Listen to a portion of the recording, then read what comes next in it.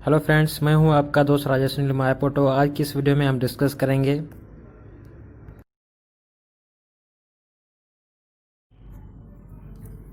स्टेचोमेट्री। स्टेचोमेट्री को हम कई दफ़ा calculation based on chemical equation के टॉपिक से भी पढ़ते हैं। तो स्टेचोमेट्री की डेफिनेशन हमारे सामने है। Stoichiometry is the study of the relationship between the amount of the reactants and the products in chemical reactions as given by chemical equations। Stoichiometry stoichiometry एक ऐसा इल्म है जिसमें दरअसल हम किसी भी केमिकल रिएक्शन में मौजूद रिएक्टेंट और प्रोडक्ट को आपस में कंपेयर कर रहे होते हैं, या रिएक्टेंट और प्रोडक्ट का आपस में रिलेशनशिप देख रहे होते हैं। जैसे कितने रिएक्टेंट कंज्यूम हुए तो हमें प्रोडक्ट मिला, या फिर कितने मोल ऑफ रिएक्टेंट मिलके कितने मोल ऑफ प्रोडक्ट्स बना रहे हैं, या फिर हम ये देख रहे होते हैं कि ये जो प्रोडक्ट है वो कितने रिएक्टेंट से मिलके बना होगा। तो इस तरह की किसी भी बैलेंस केमिकल इक्वेशन में मौजूद रिएक्टेंट और प्रोडक्ट के रिलेशनशिप को हम स्टेचोमेट्री कहते हैं। तो चलो हम इस केमिकल इक्वेशन की मदद से समझ लेते हैं। तो जब आपको ये जहन में रखना चाहिए कि स्टेचोमेट्रिक कैलकुलेशन के दौरान हम जो केमिकल इक्वेशन ले रहे हैं वो हमारी बैलेंस होनी चाहिए, क्योंकि बैलेंस केमिकल इक्वेशन ही हमें किसी केमिकल रिएक्शन में मौजूद रिएक्टेंट और प्रोडक्ट का एग्जैक्ट रेशो बताती है। तो अब आप इसमें जो हमने ये केमिकल इक्वेशन ली है ये हमारी बैलेंस है। तो अब हम कह सकते हैं कि 1 mole of zinc react with 2 mole of HCl to give 1 mole of zinc chloride and 1 mole of hydrogen gas. तो अब हम इस रिलेशनशिप से किसी भी इस केमिकल इक्वेशन में मौजूद किसी भी एक स्पेशी का हम जो है मास कैलकुलेट कर सकते हैं। अब जो ये हमने रिलेशनशिप अब पढ़ी कि जो हमारा 1 मोल ऑफ जिंक और 2 मोल ऑफ HCl मिलके 1 मोल ऑफ जिंक क्लोराइड और 1 मोल हाइड्रोजन गैस बना रहे हैं। तो इस रिलेशनशिप से हम किसी भी एक स्पेशी का मास कैलकुलेट कर सकते हैं। तो और इसके साथ हम किसी भी रिएक्शन में मौजूद प्रोडक्ट या रिएक्टेंट का मोल रेशो भी मालूम कर सकते हैं।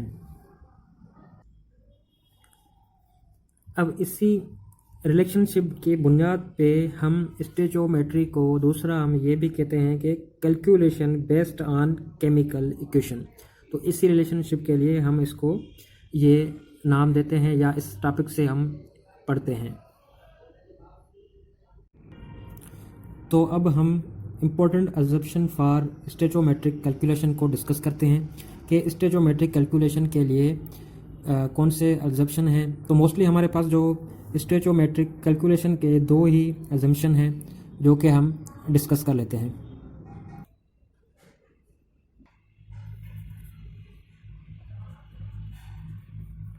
तो हमारा एक अजम्पशन ये है कि जो हमारा रिएक्टेंट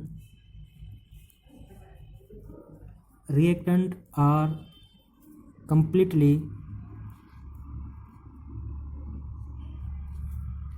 converted to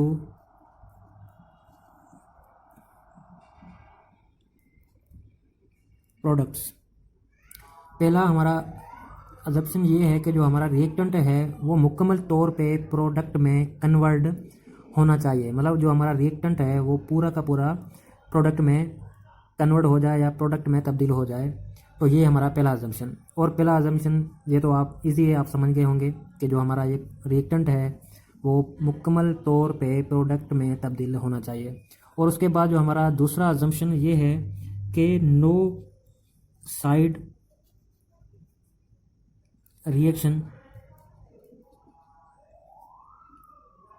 रिएक्शंस अकर।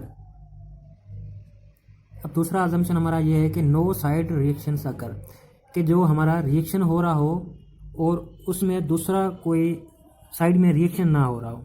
अब ये तो पहला अजम्पशन आपको समझ में आ गया होगा, लेकिन ये दूसरा अजम्पशन आपको इसलिए समझ में नहीं आ रहा होगा कि ये साइड रिएक्शन क्या होता है। तो हम यहाँ पे थोड़ा समझ लेते हैं कि ये हमारा एक रिएक्शन है। कार्बन जब ऑक्सीजन से या मतलब कि एयर से मिलता है तो वो कार्बन डाइऑक्साइड गैस बनाता है। जब कार्बन ऑक्सीजन से रिएक्ट करता है तो या ऑक्सीजन की मौजूद में रिएक्शन करता है तो कार्बन डाइऑक्साइड बनाता है। तो ये हमारा एक रिएक्शन है। तो हमें जो ये कार्बन डाइऑक्साइड गैस है वो हमें प्रोडक्ट मिल रही है। अब हम इसको कैलकुलेट कर रहे हैं कि ये हमें, आप एग्जांपल या आप यही समझ लें कि ये हमें 50% मिल रही है। तो अब ये हमें 50% मिल रही है। हम उसके बाद और हम जब इसको दूसरी बार हमने मेजर किया तो ये हमें 50% के बजाय 45% मिल रही है। तो इसका मतलब है कि ये जो कार्बन डाइऑक्साइड गैस के साथ दूसरा रिएक्शन भी हो रहा है। तो वो दूसरा रिएक्शन हमारे पास कौन सा होगा, ये आप समझ लें कि जो ये कार्बन ऑक्सीजन या एयर के साथ मिल के कार्बन डाइऑक्साइड बना रहा था तो वो अब एक साइड रिएक्शन भी कर रहा है, उसके साथ कार्बन मोनोऑक्साइड भी बना रहा है।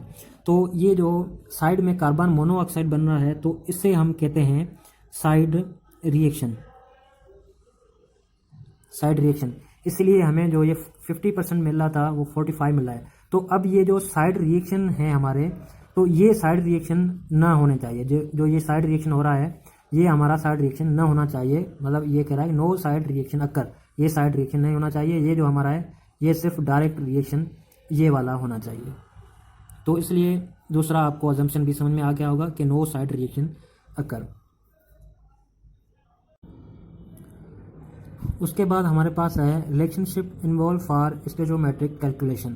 तो स्टोइचोमेट्रिक कैलकुलेशन के लिए कौन से रिलेशनशिप हैं, तो हमारे पास जो स्टोइचोमेट्रिक कैलकुलेशन के लिए बेसिकली मोस्टली 3 रिलेशनशिप हैं जो कि हम मोस्टली डिस्कस करते हैं। उनमें से जैसे एक हमारे पास है मास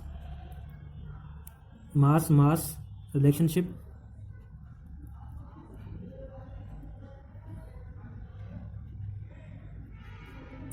और दूसरा हमारे पास है मास वॉल्यूम रिलेशनशिप,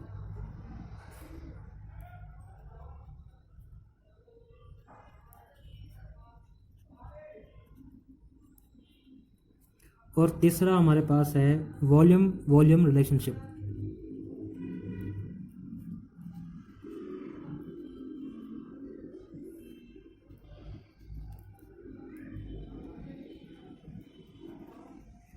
तो मोस्टली स्टोइचोमेट्रिक कैलकुलेशन के लिए हमारे पास 3 रिलेशनशिप हैं। एक मास रिलेशनशिप, दूसरा मास वॉल्यूम रिलेशनशिप और तीसरा है वॉल्यूम रिलेशनशिप। तो ये हम तीनों रिलेशनशिप 1 बाय 1 एक वीडियो में हम डिस्कस करेंगे। तो इसके बाद जो हमारी वीडियो होगी वो होगी मास रिलेशनशिप पे। तो उसके बाद हम 1 बाय 1 इनको डिस्कस करेंगे कि मास रिलेशनशिप क्या होता है और इसमें कैसे कैलकुलेशंस की जाती हैं। मास वॉल्यूम रिलेशनशिप क्या होता है, इसमें कैसे कैलकुलेशंस की जाती हैं, या वॉल्यूम रिलेशनशिप क्या होता है, इसमें कैसे कैलकुलेशन की जाती है, ये हम डिटेल में नेक्स्ट वीडियोज़ में डिस्कस करेंगे। उम्मीद है कि वीडियो आपको पसंद आई होगी। अगर आपको कोई भी कन्फ्यूजन है तो आप कमेंट्स में बताएं। वीडियो को लाइक, शेयर और चैनल को सब्सक्राइब ज़रूर करें। उसके साथ साथ अपना बहुत ख्याल रखें। मिलते हैं नेक्स्ट वीडियो में। Thank you.